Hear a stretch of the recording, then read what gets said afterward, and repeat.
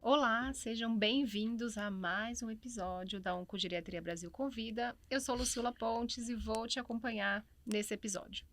A Oncogeriatria Brasil, você já sabe, é uma empresa focada na educação para o envelhecimento e se dedica na disseminação de informações acerca das particularidades do cuidado ao idoso com câncer. Nós acreditamos no poder da educação para melhorar a jornada dos nossos pacientes. E para se manter atualizado neste tema, não se esqueça de se inscrever nos nossos canais e nos acompanhar nas redes sociais. No episódio de hoje, a gente vai focar num tema super importante e atual, que é a estruturação de serviços de oncogeriatria. Estou aqui hoje com as minhas amigas e sócia, Poliana e Ludmila. E vamos contar com a experiência da Regiane Proença. A Regiane é enfermeira e gestora, trabalha no Centro de Oncologia e Hematologia do HCO. Regiane, muito bem-vinda. Obrigada por estar aqui conosco hoje. Eu que agradeço, Lucila. Vai ser muito bom, né? Fazer esse bate-papo, Sim. Trazer um pouquinho da experiência da gestão, né? E de como a gente tangibiliza isso no nosso dia a dia. E algo que todo mundo quer saber, né? A gente que trabalha com oncologia, é fato que a população vem envelhecendo, isso aumenta a incidência de câncer. E instituições como a Sociedade Internacional de Oncogeriatria, o NCCN, a ASCO, recomendam que todo indivíduo com mais de 65 anos realize uma avaliação geriátrica antes de seu tratamento oncológico. E como que a gente consegue estruturar isso na prática dentro de um grande serviço em que vários pacientes circulam. Então, Regiane, a gente trouxe você aqui para você compartilhar a sua experiência na estruturação do serviço de oncogeriatria do HCOR. A gente já teve a oportunidade de conversar outras vezes. E é uma dúvida que os colegas sempre trazem. Como começar? Por onde começar? Quem sensibilizar? Então, eu queria que você trouxesse inicialmente essa visão de quem sensibilizar, quem são as pessoas que a gente deve começar a plantar a semente para poder estruturar o serviço. Ainda vejo, né, dentro da saúde suplementar, uma inércia muito grande, né? Que eu acho que o primeiro passo seria a gente sensibilizar as operadoras, né? Para você rentabilizar esse serviço e esses programas, mostrando aí o quanto isso agrega valor, mas também traz um custo-benefício muito importante, né? Uhum. Eu ainda vejo dentro das operadoras uma inércia para o envelhecimento da população, né? Então, estamos envelhecendo e a nossa taxa de natalidade diminuindo e essa conta cada vez menos está fechando. Mas ainda não estamos nos mexendo na velocidade que deveríamos para voltar o olhar para o público idoso. Então, eu acho que a primeira pessoa, né, o primeiro stakeholder ali que ele precisaria estar sensibilizado são as operadoras. Eu acho que o segundo passo está dentro dos serviços, né? Então, eu acho que os hospitais, as clínicas, trabalhando tanto com prevenção quanto o hospital, por exemplo, né, que é o nosso caso, que estamos ali num serviço terciário, quaternário, também começar a voltar a atenção e ter esse olhar para o público idoso, para cada vez mais a gente personalizar o tratamento, otimizar, né, a jornada desse paciente, o caminho clínico que esse paciente vai percorrer. Mas quando a gente traz isso muito para o ponto de vista de gestão, a alta liderança ela precisa estar sensibilizada. Então, ela precisa acreditar no projeto, no programa. E aí você ter essa linguagem, né? De como que você traz isso da parte clínico-assistencial e coloca isso na sua alta gestão de uma forma, de um olhar que esse investimento ele vale a pena, né? Eu acho que isso daqui vale a pena eu comprar. Porque a gente sabe, né? Eu comecei com a operadora. Muitas vezes a operadora ainda não enxerga o benefício que muitos programas clínicos ele traz. Então, ainda vejo que a fonte pagadora é muito desconectada com a nossa realidade. E em 2 pontos. É desconectada do ponto de vista do que o serviço pode oferecer, porque um programa, por exemplo, de oncogeriatria tem muito a oferecer em otimização dos processos, mas também quando ela mesmo faz um serviço de acompanhamento do idoso, de prevenção, ele também muitas vezes é desconectado com a realidade que o paciente vivencia ali no dia a dia, né?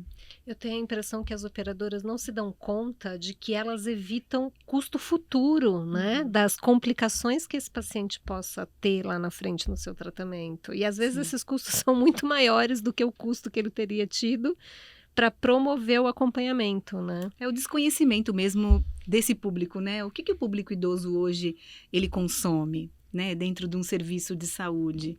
Ele é diferente do consumidor que ele é um adulto, ele é um jovem, uma criança, né? Como que eu vou me planejar para o futuro?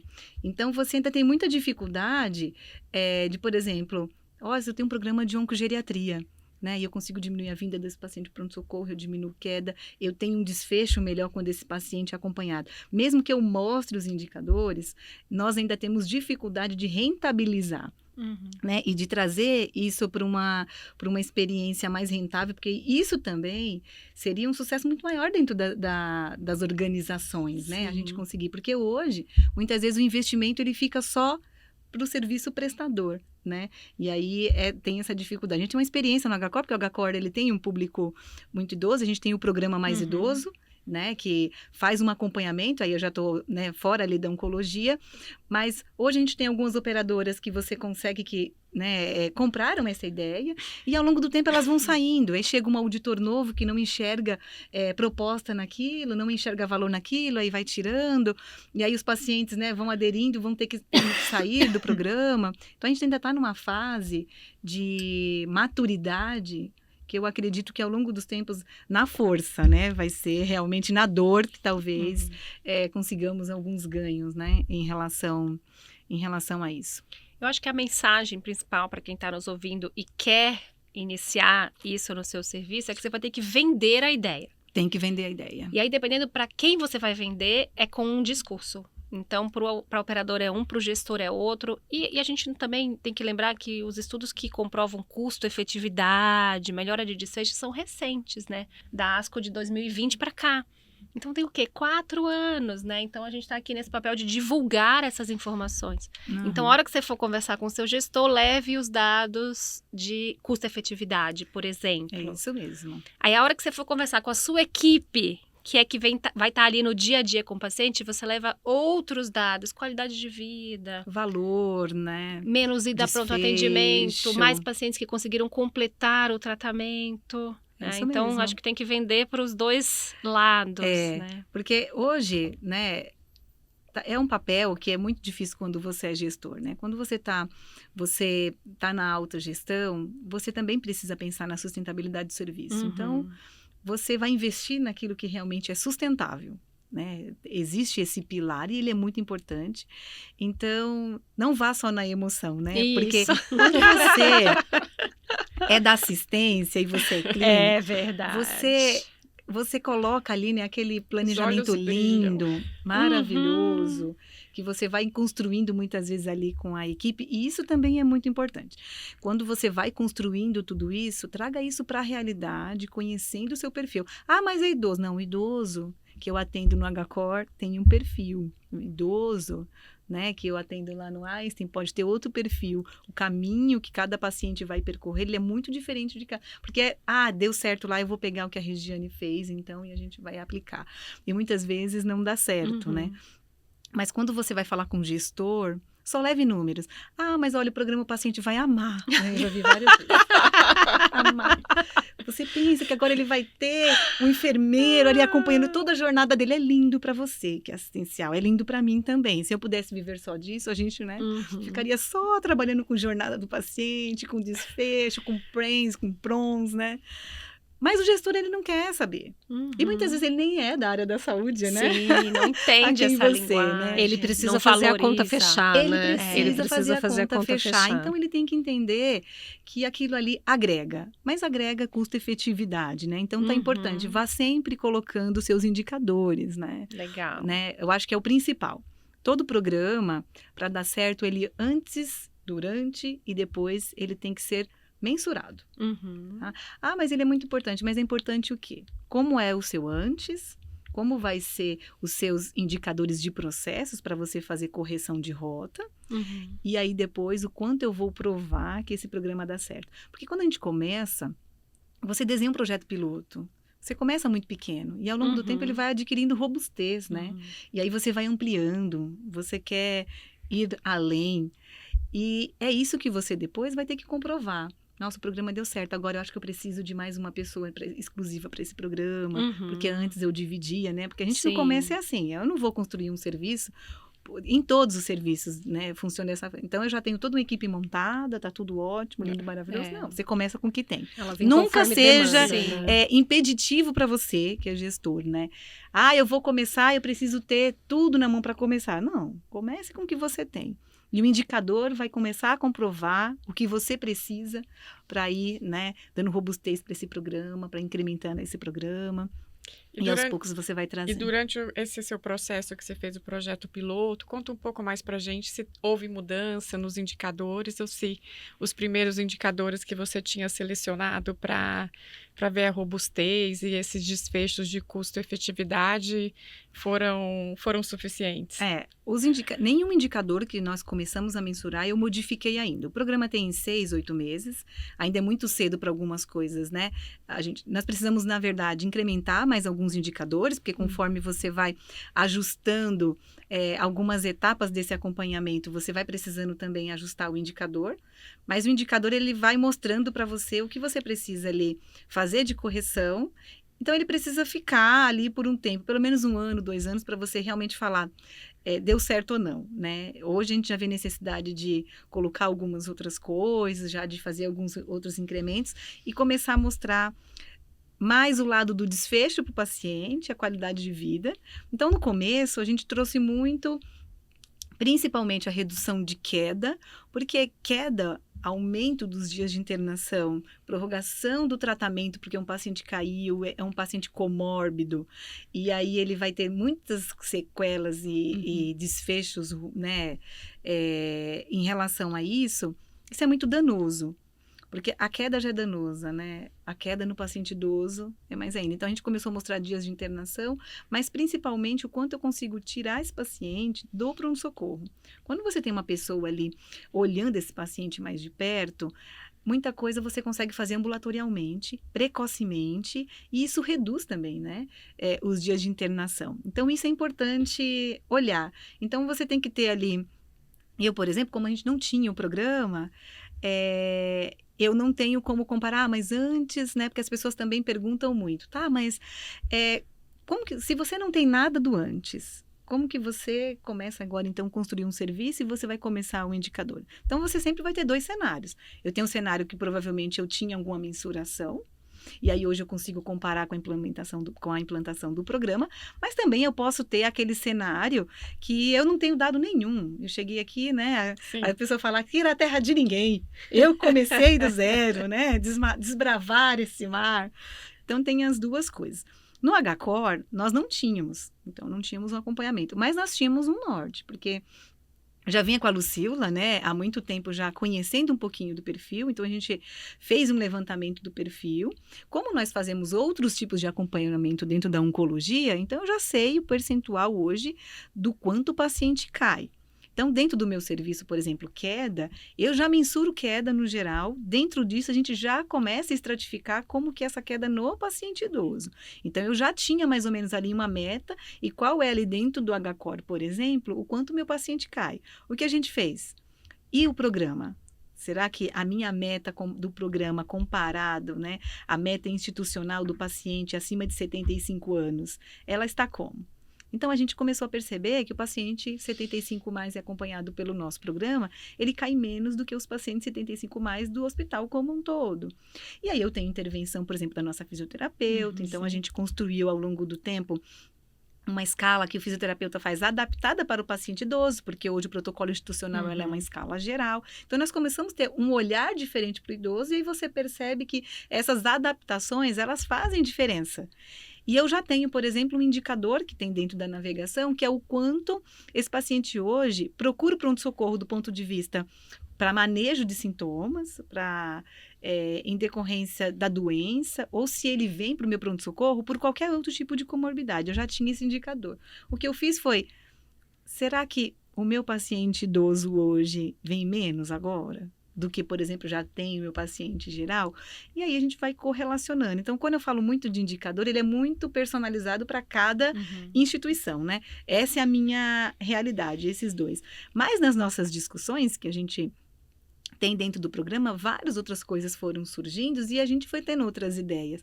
Então, nós fomos percebendo muita coisa ali, né? Ah, é um paciente idoso, será que esse paciente tinha que tratar com esse medicamento mesmo? Será que nós começamos a discutir muito desfecho no ponto de vista de tratamento? Apoio de outras equipes, psicologia, nutrição. De E toxicidade, pegando né? esse gancho aí da fase piloto, né? Porque eu acho que é uma grande dúvida do pessoal que está assistindo, né? Uma vez que eu comecei o primeiro passo, etapa piloto, decidimos a faixa etária, decidimos o instrumento de triagem, que no nosso caso foi o G8, e aí a gente entendeu o número, né, o volume de pacientes que a gente ia ter que dar conta para poder direcionar o pessoal. E talvez o grande desafio já foi a etapa maior de implementação, que a partir do G8 alterado, a gente precisou fazer a AGA, Avaliação Geriátrica Ampla. Eu acho que esse é o principal ponto sensível, porque a avaliação geriátrica ampla requer um geriatra, um enfermeiro, tempo maior um de gerontólogo, dedicação, né? requer prática.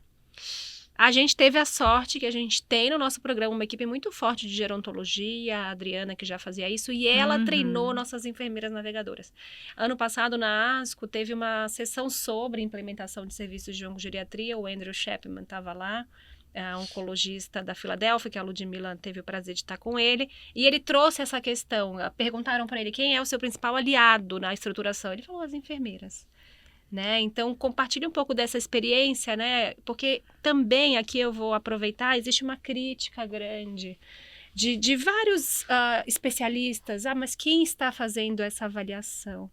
Né? Então, acho que essa é uma etapa crucial da gente ter um profissional capacitado treinando o outro, replicando. Então, comenta um pouco como que a gente fez isso. Eu acho que tudo tem que ter uma metodologia. Quando você parte do pressuposto que você tem uma metodologia, que todos vão precisar passar exatamente pelo mesmo tipo de treinamento, o mesmo tipo de observação, e você tem que entender o perfil de quem você escolhe para trazer para o programa. Né? Acho que a escala ela não pode ser para todo mundo. Eu sou enfermeiro, eu quero participar. Você tem que entender se dentro da atuação daquele profissional ele vai ter o tempo disponível, porque também não dá para você entrar numa avaliação. Nós fizemos essa mensuração, né? Então, só contando aqui um pouquinho como que foi, né? Todas essas etapas e como que nós começamos a construir. Primeiro fizemos aí uma pesquisa de 2-3 meses, ela foi muito robusta, nós pegamos todos os atendimentos ao longo dos 2 anos, né, ali do HCOR, entendemos, fizemos um corte da nossa faixa etária. Quanto será que nós conseguimos hoje abarcar? E aí, inicialmente, seria muito bom, né? 65 anos, eu lembro 70 anos, nós discutimos, e chegamos, por exemplo, com 75 anos. Aí as pessoas falam, nossa, mas 70 anos talvez seria o ideal. 70 anos, para mim, naquele momento, eu não conseguiria abarcar tantas pessoas, tantos pacientes, porque era um público muito... 65, então... Nem se fala. Então, assim, cada serviço tem que começar primeiro a pensar ali no que naquele momento ele consegue atingir para começar o programa. Porque muitas vezes a pessoa vai muito para o ideal. E o ideal naquele momento não é o ideal para você vender o seu serviço. Porque aí você faz um trabalho lindo na autogestão que você vai fazer, você tem todo o apoio e você já quer começar no mundo perfeito. E aí, mas o programa não deu certo. Porque você tinha 200 pacientes para atender, mas você não tem a capacidade, né, para atender. Então, comece pequeno. Se eu consigo hoje atender 10 pacientes, eu vou começar com 10 pacientes. E aí, depois, os indicadores vão mostrando para você a adequação. Então, quando a gente estabelecemos ali, né, em conjunto, vai ser a G8 que nós vamos aplicar como triagem.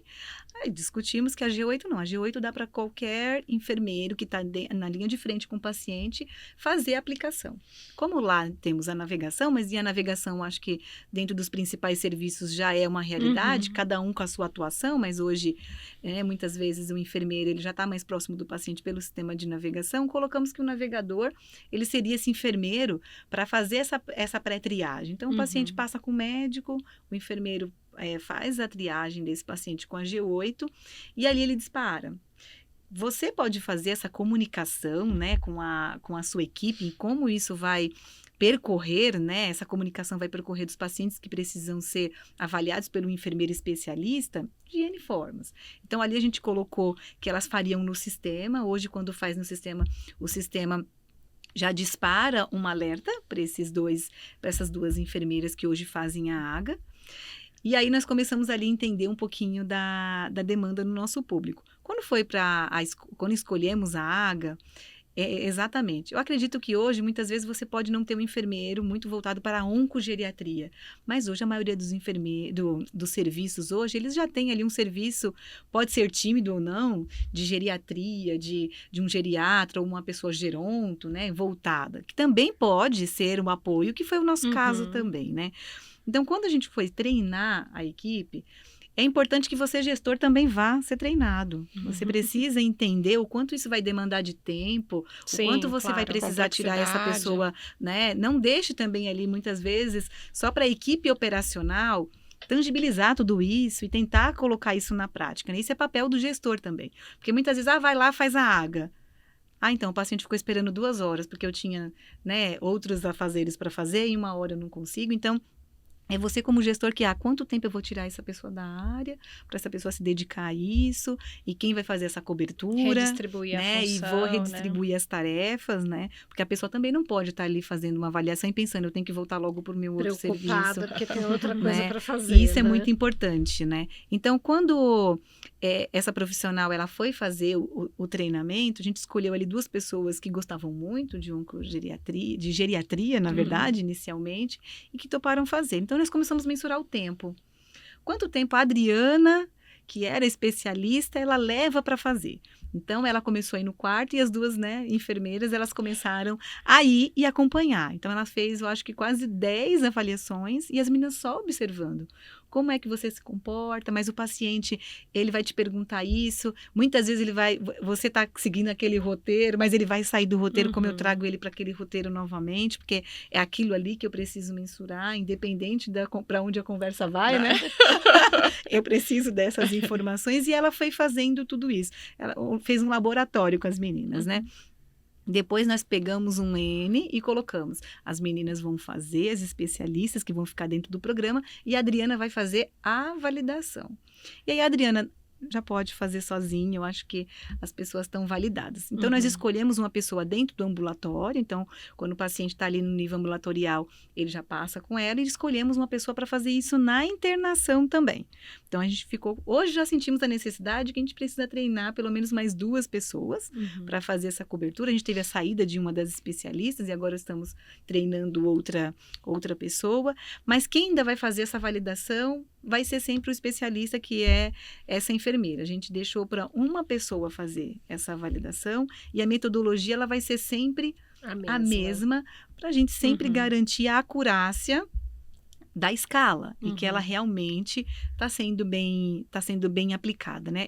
Isso foi muito importante. Passando essa etapa, eu acho que a etapa mais complexa não foi essa, né? De fazer a validação, foi construir isso no time multi. Porque o enfermeiro, ele já está muito acostumado a ser gestor do cuidado. E a gente fala muito, mas o papel do enfermeiro... O enfermeiro, ele é isso. Em muitos programas clínicos, ele vai ficar centralizado no enfermeiro. É o enfermeiro que está no dia a dia com o paciente. Sim, com a família. Sim. Ele está com a família, mas ele também, dentro do serviço, ele é a referência para toda a equipe multi. Sim, com toda né? a equipe. Ele E é o aí, elo, né?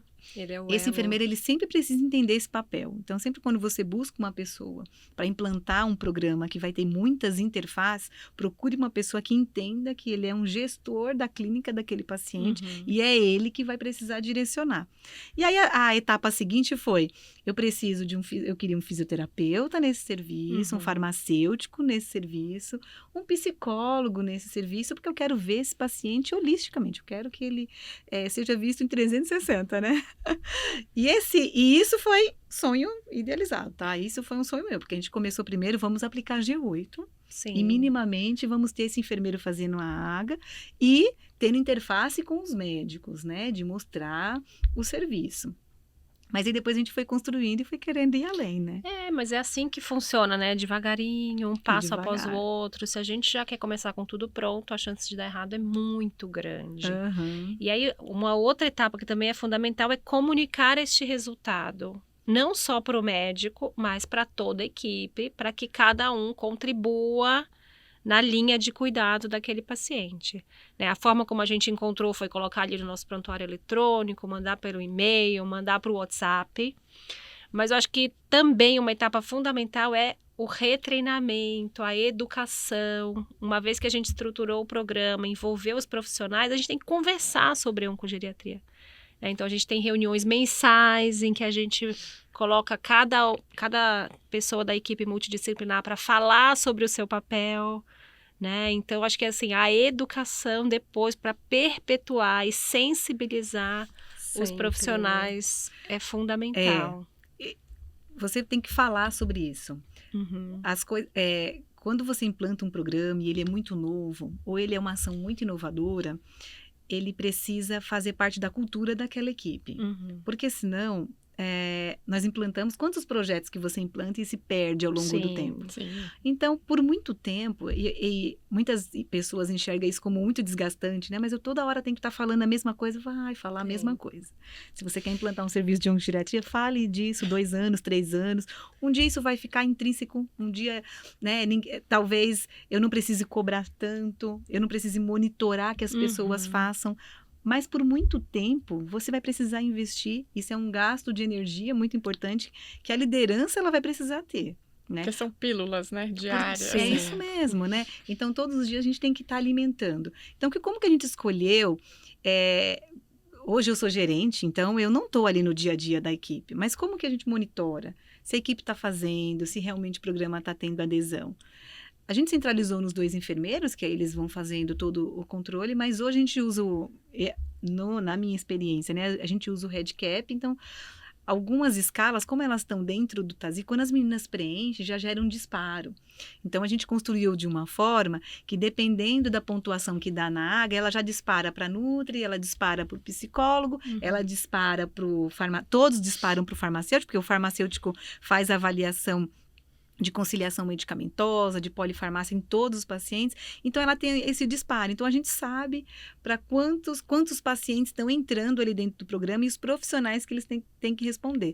E o REDCap é muito legal porque, assim, esse paciente hoje teve um disparo que precisa de uma avaliação Nutri. Quando o Nutri, ele entra lá, a gente consegue ver, ele preencheu na plataforma, né? O paciente. Então, hoje, eu consigo visualizar o quanto a equipe tem essa adesão. Mas você precisa mostrar. Você só tem engajamento quando eles começam a ver o resultado e muitas vezes o resultado dos outros também. Então, a gente tem uma reunião mensal com toda a equipe multi e acaba apresentando, trocando ali um pouco de informação, né? Então, a gente leva como que está o programa, não só esse, mas todos os programas que tem ali no HCore. E aí a oncogeriatria é um desses programas, e a gente vai apresentando ali, né, como que está cada um, e ali a gente vai discutindo também como que tá os dados do programa.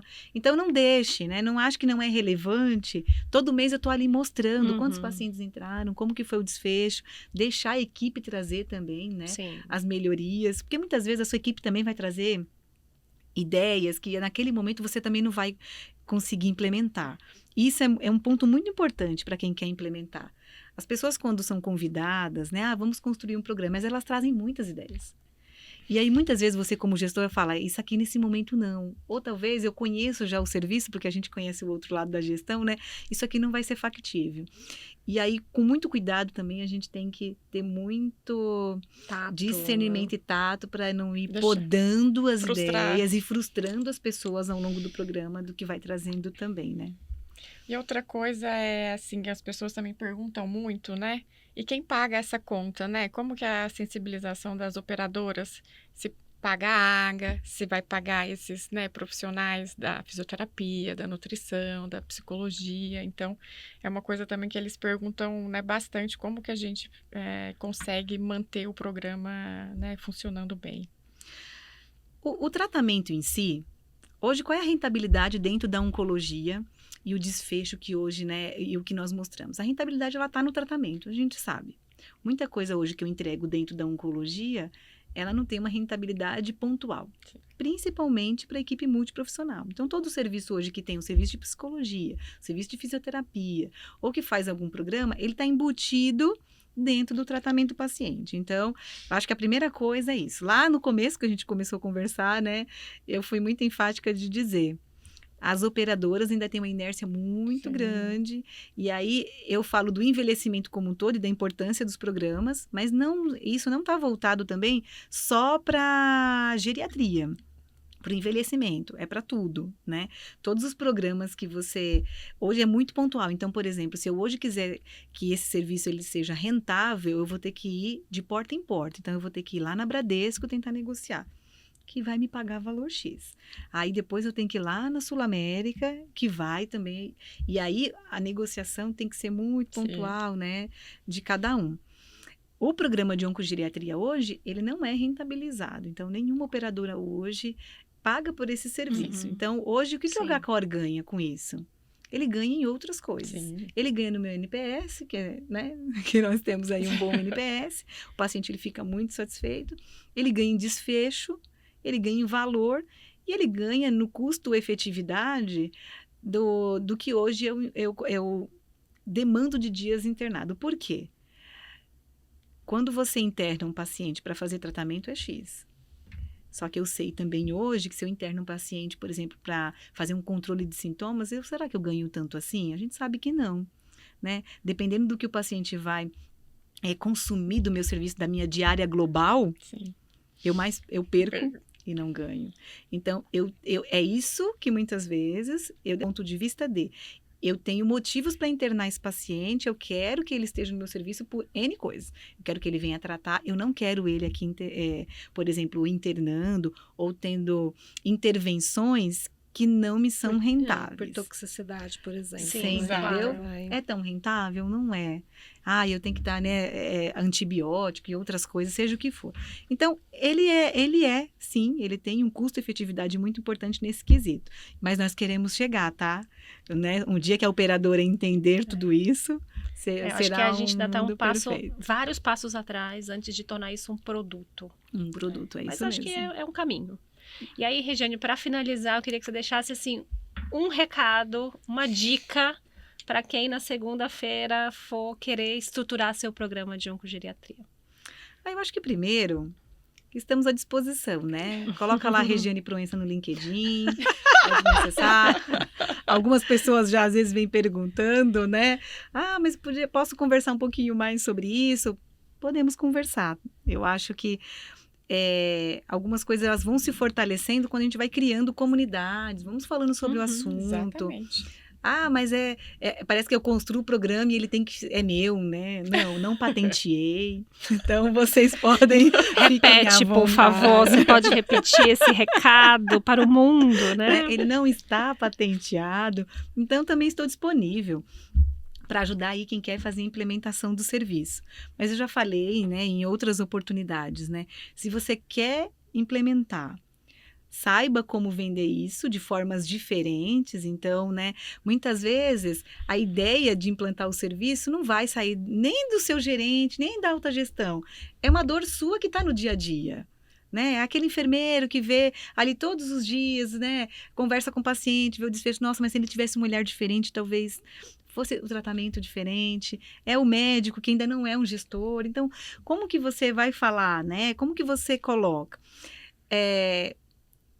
O gestor, ele vai entender números, então leve números, né? Não seja, não leve a emoção que nós temos da assistência clínica para a sua equipe, leve, né? Deixa os olhos deles brilharem. Eu falo, venda de um jeito que todo mundo vai sair dali falando, caramba, isso aqui faz muito sentido para mim. Isso faz todo sentido na nossa realidade, né?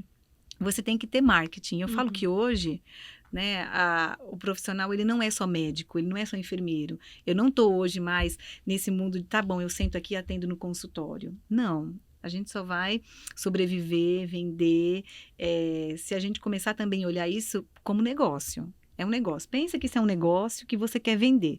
Não importa para quem, né? Só adapta a sua fala para quem você vai fazer. E tem indicadores, né? Tem indicadores para melhorar os seus processos, né? E tem indicadores para mensurar se esse programa realmente vale a pena para você continuar e para ter investimento depois, né? Da alta gestão. Muito bom. Quer complementar? Não, eu acho que passa por aí, né? E assim, a gente tem um Brasil plural, né? A gente não pode falar que os programas serão iguais, né? É Na isso igualdade, mesmo. mas eu acho que a gente pode falar em equidade. E que bom que você está disponível, né, para poder ajudar aí, para Sempre. poder ser a mentora, né? Com essa paixão que você tem com os números do lado, para engajar aí os novos serviços de oncogeriatria. Verdade, Gente, né? muito, muito obrigada. Você que nos acompanhou até aqui, espero que esse conteúdo tenha sido útil e que lhe inspire, para que você possa abrir caminhos e encabece iniciativas semelhantes no seu local de trabalho. Conte conosco e até o próximo episódio.